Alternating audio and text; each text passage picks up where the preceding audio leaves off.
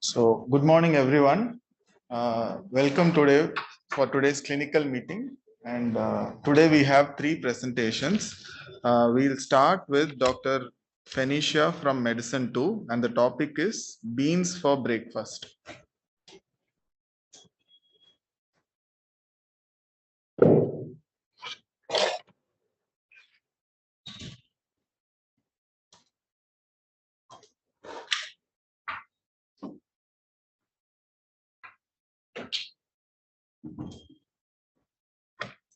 Good morning, everyone. I'm presenting on behalf of Medicine 2 on the topic beans for breakfast. So, presenting Mr. S, a 36-year-old welder from Kolkata, presented with complaints of loss of appetite and vomiting for 5 months, fever for 4 months, and loss of weight for 4 months. He was apparently well 4 months ago when he developed vomiting, which was non-bilious, non-projectile, and non-blood-stained, which lasted for around 1 month after the start. He also had nausea after that, which lasted for another 5 months. This resulted him in decreased appetite, and he also had loss of appetite for the past 5 months. He also developed fever for the past 4 months, which was low-grade intermittent initially, which later on progressed to high-grade fever, not associated with chills or rigors initially, and later he had associated chills. He also had evening rise of temperature. In the later stages of disease, he also noticed a temperature of 101 to 102 degree Fahrenheit. This was also associated with drenching night sweats. He also had a significant loss of weight of around 20 kilograms for the past 4 months. He also noticed a swelling on the left side of the tongue for 1 month.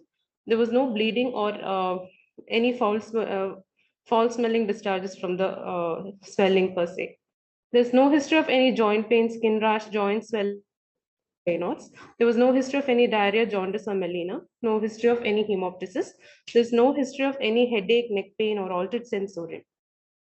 So past history-wise, there were no known comorbidities. He was not a diabetic or hypertensive, did not have any past history of tuberculosis or asthma, and there were no history of any previous surgeries. Personal history-wise, there is history of loss of appetite and loss of weight, as I mentioned earlier, the normal bowel and bladder, normal sleep, and there's no history of any IV drug abuse or any high-risk behavior. Family history, there's no family history of tuberculosis. He did not have any contact with tuberculosis. Examination wise, he was alert, conscious, and oriented to time, place, and person. There was pallor and there was mild icterus. No cyanosis, clubbing, generalized lymphadenopathy, or pedal edema. Vitals were stable with a pulse rate of 92 per minute, blood pressure of 110 by 70 millimeters of mercury, respiratory rate of 16 per minute, and a normal temperature of 98.6 degree Fahrenheit.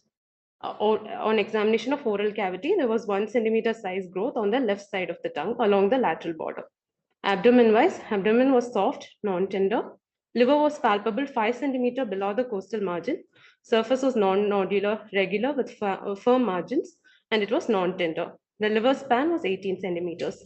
Spleen was palpable 8 centimeter along the long axis. The splenic notch was felt, and it was firm and regular and non-tender. The drop space was dull. There was no shifting dullness or fluid drip, and normal bowel sounds were heard.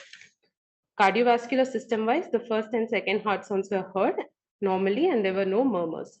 Respiratory system examination wise, there was bilateral vesicular breath sounds present, and there was a wheeze present in the left infraclavicular area. And CNS wise, he was alert, conscious, and oriented with a GCS of 15 by 15, and he did not have any signs of meningeal irritation, no neck stiffness, and there were no enlarged or thick vein nerve, no hypoanesthetic patches. Summarizing, he's a patient, 36-year-old male who presented with fever and a significant loss of appetite and loss of weight, along with oral ulcers, and there's a hepatosplenomegaly. So I would now request the audience to log on to Slido and put in your differentials.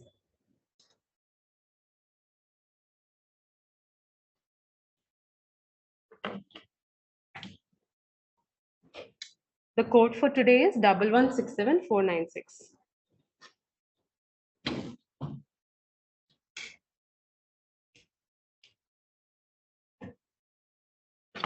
So there's a patient with a 36-year-old male with fever, significant loss of weight and loss of splenomegaly, and an oral ulcer.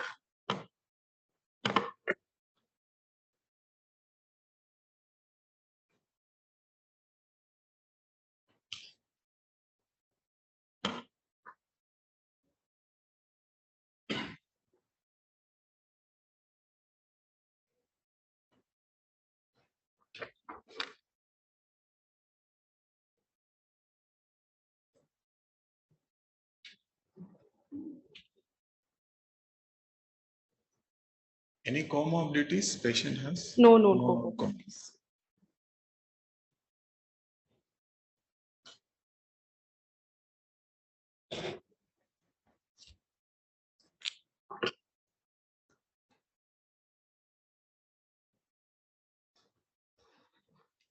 Moving back, the top differentials we got were tuberculosis and lymphoma.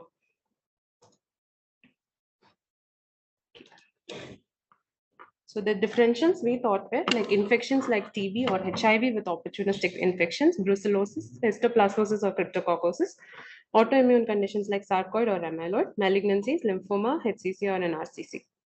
So we went ahead with investigations. Initial investigations showed a normal complete blood counts.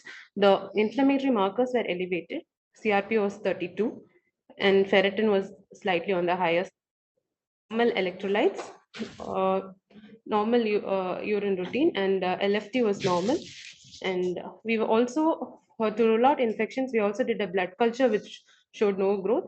And gastric juice, expert TB PCR was negative, malarial parasites were negative, anti-RK39 negative, and brucella antigen was negative. We also did a cross-sectional imaging, which showed bilateral enlarged adrenal glands with peripheral enhancement and few septations. For this feature to be present on a CT, there are two differentials. One is histoplasmosis and the other is tuberculosis. So we narrow down the differentials to histoplasmosis and tuberculosis because of this bilateral adrenal enlargement. And there were no calcifications on adrenal gland on the CT. So we went ahead with CT guided adrenal biopsy, uh, which is showing numerous yeast cells. The pink ones on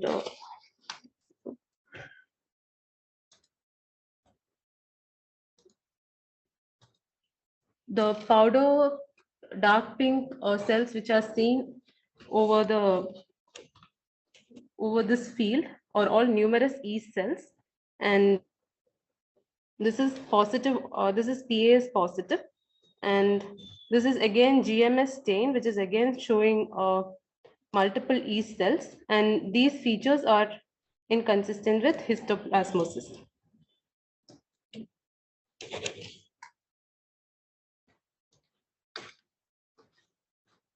So CT-guided adrenal biopsy showed a large area of necrosis and ill-defined histiocytic aggregates and numerous yeast forms suggestive of histoplasmosis. We got a fungal culture also, which confirmed the same. Parallelly, he was also investigated for the oral lesion, which was found in the left lateral border of the tongue, which again showed focal ulceration and numerous yeast forms, which is again suggestive of histoplasmosis. So our patient's final diagnosis is progressive disseminated histoplasmosis. So the patient is again otherwise an immunocompetent individual. So I would now talk on histoplasmosis in immunocompetent individuals. So histoplasmosis is caused by a dimorphic fungi called Histoplasma capsulatum. So this most commonly affects the immunocompromised individuals. So there's this systematic review which looked at 61 immunocompetent patients with histoplasmosis in India.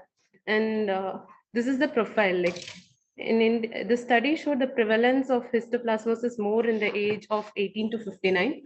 And when considering the involved sites, the adrenals were more common, followed by skin and mucosa, and followed by liver and spleen. And the least common sites were the kidneys, gastrointestinal tract, lungs, and the testes and epididymis. Diagnosis wise, most of them were confirmed in culture and fine needle aspiration and cytology or biopsy. The predisposing factors mostly were diabetes and an occupational exposure to either pigeon droppings, or either they were farmers or bird handlers. The least ones are collection of old newspapers, frequent traveling, mining, and doctors. And demographically, this is found mostly in the Uttar Pradesh and West Bengal and New Delhi side. This is because it's most commonly seen around the valleys of river Ganges, and that's why it's predominant along the West Bengal and Uttar Pradesh. These regions are endemic for histoplasmosis in India. So is this an occupational hazard? Mostly this is seen among the bird handlers, and especially when the bird droppings are kind of disturbed, these spores are uh, a droplet like, and they are inhaled by the patients per se. So this is when looking at occupations which are associated with histoplasmosis. This is one study done in America. So here they have found most of them like building workers, bridge workers, construction workers were most commonly affected. Construction workers predominantly, and the rest were like the bridge workers, army members, carpenters, and in some places it was like students and teachers in a school where they went for digging for a fossil. Our patient is also a welder who's involved in a construction work.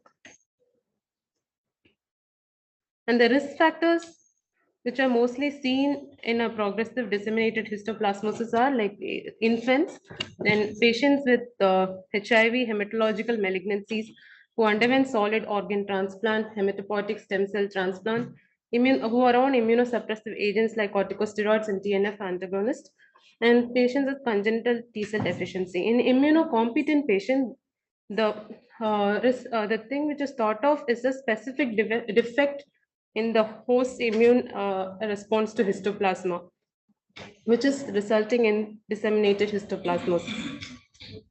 Clinical manifestations for the usual headache, malaise, and respiratory symptoms.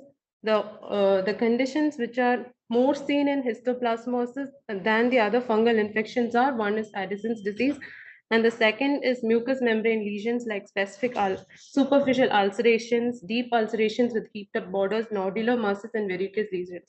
These are more seen in histoplasmosis than any other fungal lesions. Diagnosis per se, the gold standard is the positive fungal culture. This can also be diagnosed in a histopathology specimen. There are antigen assays as well where the diagnosis can be confirmed. So, while talking of progressive disseminated histoplasmosis, the antigen assays are around 91.8% times positive. And culture, pathology, and serology have an equal lead as well. Treatment per se, like for the patient, uh, the mortality of in patients who have disseminated disease who are not treated is around 83% compared to 23% in amphotericin B treated patients. So it's important to treat everyone with who has progressive dissemination with the antifungals. So for a moderate to for a severe to very severe disease, the treatment of choice is liposomal amphotericin B for 1 to 2 weeks, followed by an oral itraconazole for a total duration of at least 12 months. And when cost is an issue, the emulsional form is equally efficacious as well. So the other options has a second line of fluconazole, ketoconazole, voriconazole, posaconazole, and echinocandins. But the treatment of choice is amphotericin B and itraconazole. So our patient is planned to receive amphotericin B for 14 days and an oral itraconazole for 1 year. Learning points for a patient from an endemic region presenting with pyrexia of unknown origin, it's important to consider histoplasmosis as a differential as well. Thank you.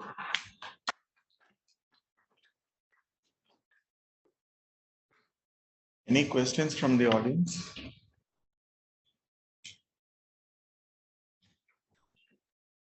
Where is this patient from? Kolkata. Sorry? Kolkata. That's an endemic. Endemic.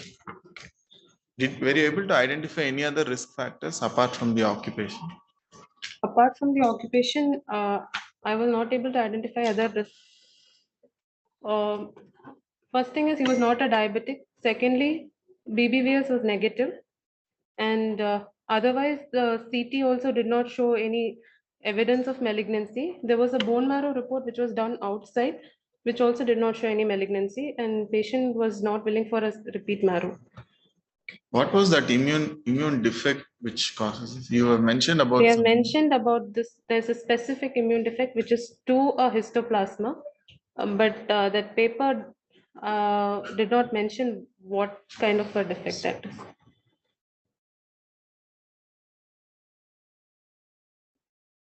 And how is the patient is vomiting and all settled up? Vomiting resolved after 1 month. Uh,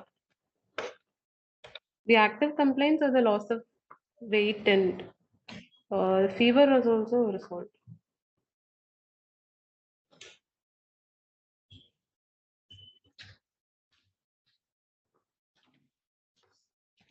There's no more questions. We'll move on to the second presentation by Dr. Samuel Arul Manoj from Medicine 5.